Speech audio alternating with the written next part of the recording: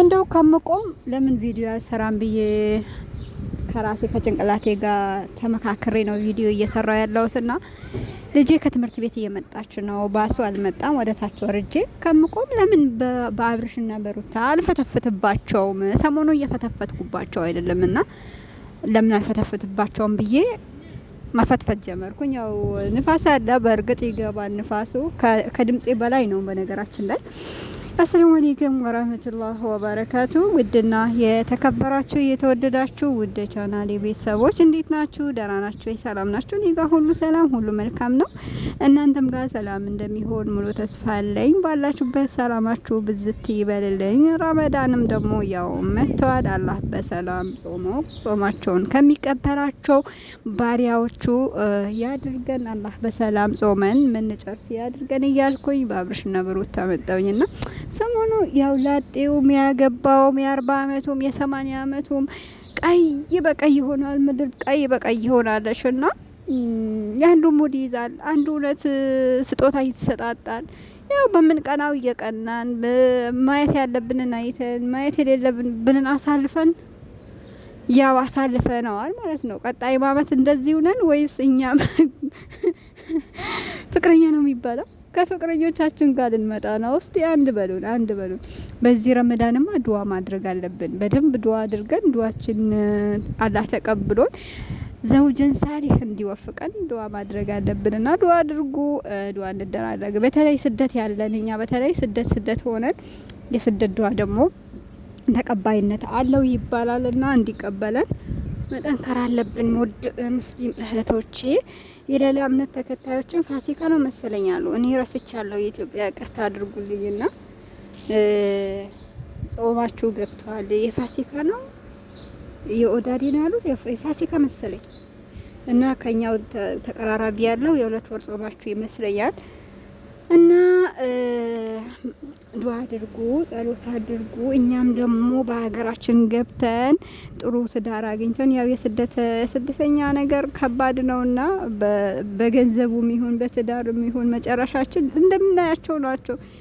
ሶሻል ሚዲያ የሚጠቀሙት ራሱ ገብተው አብዛኛዎቻቸው እያለቀሱ ነውና የነሱ ምጣፋንታ እንዳይደርስብን ደግሞ እኛም መጠንቀቅ ባለብን ሰዓት እንጠንቀቅላቸዋለሁ። ግን በአብርሽና በሩታ ምንም ሳልፈተፈተባቸው ልወጣ ነው። ልጄ እየመጣች ነው እና እንትናስ ታረቁ፣ ሀይሚና ብሩክ የታረቁ የፍቅረኛሞች ቀን ያው እንዳልተለያዩ በዚህ ቀን ይታወቃል ብዬ ነበር ባለፈው ቪዲዮ ሰርቼ። ያው የነሱ ታወቀ። ግን የአብርሽና የሩታ ነገር እንደዚሁ አብቅቶለታል። ያ የመጣውን ሰውዬ ሸኝታው እንደው ለማይሆናት ነገር እሱ እኮ አልፈልግሽም እያላት ነው አብርሽ። አንዴ ፈልግሃለሁ ትለዋለች፣ አንዴ አልፈልግም። ሲሄድ ትመጣለች፣ ሲመጣ ትርቃለች። ምን አይነት አረሩታ ሆኖ እንኳን አብዝተሻል ሀቂቃ ማለት ነው። በጣም ይደብራል። ሴት ልጅ ደግሞ እንደዚህ ስትሆን በጣም ያስጠላልና የዋህ ነው ብለሽ ጭራሽ አትጫወቺበት። ይበቃሻል። እንደው ድራማ ካልሆነ የእናንተ ውስጥ ድራማ ነው። አመት ለአመት እንደዚህ እኝኝኝኝ የሚል ባልና ትዳር አለ እንዴ? እኔ እንደዚህ ሀቂቃ በአንዴ ነው ያኔ ማለት ብዙ ነገሮችን ላስተካክል ሞክራለሁ፣ እመክራለሁ፣ ምን እላለሁኝ። እንኳን በትዳር አለም ያሉ ወንድሞቼ ለምን አይሆኑም? ከዛ በኋላ እኔ አልሰማቸውም ሀቂቃ ማለት ነው። መምከር ባለብኝ ሰዓት እመክራለሁኝ፣ መናገር ያለብኝን እናገራለሁ። ከዛ በኋላ ደግሞ ምንም እንትን ምለው ነገር የለምና ለማንኛውም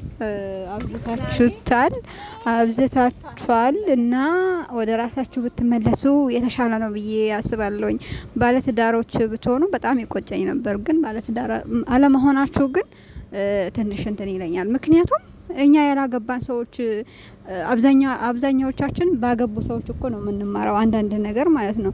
የእናንተው በቃ የሆነ ትዳር ውስጥ ለመግባት ያሰበ ሰው ራሱ እንዳይገባ የሚያደርግ ቪዲዮ ነው እየሰራችሁ ያስተላለፋችሁት ያላችሁትና እኔ እስከ መጨረሻ ብለው የሚያዩ ሰዎች በጣም ነው የሚገርሙኝ ሀቂቃ። በግም እንደውም ወደዛ የምትመሩበትን ቦታ ይመራልና እናንተ ያስከተሏችሁን ቦታ ሁሉ አትከተሉ ለማለት እወዳለሁ። የምለው የማዳም ቅመሞች አንዳንዴ ቆፍጠን በሉ። አሁን ረመዳን መጥቷል፣ ስራ ይበዛል። ከዛ ወደ ጸጉርሽ ሳትመለሺ ራስሽን ሳትጠብቂ ገላሽን መታጠብ አቅቶሽ ከስራ ልብስሽ ከመተኛት ወደዛ ያኔ የሰውን ቪዲዮ የፊልም ድራማ 1 ሰዓት 2 ሰዓት ከምታይ ባለሽ ሰዓት ደግሞ ራስሽን ጠብቀሽ ከዛም አልፎ ደግሞ በሃይማኖትሽ በርትተሽ ዱአ አድርገሽ ጸሎት አድርገሽ ብትኖሩ ይሻላል።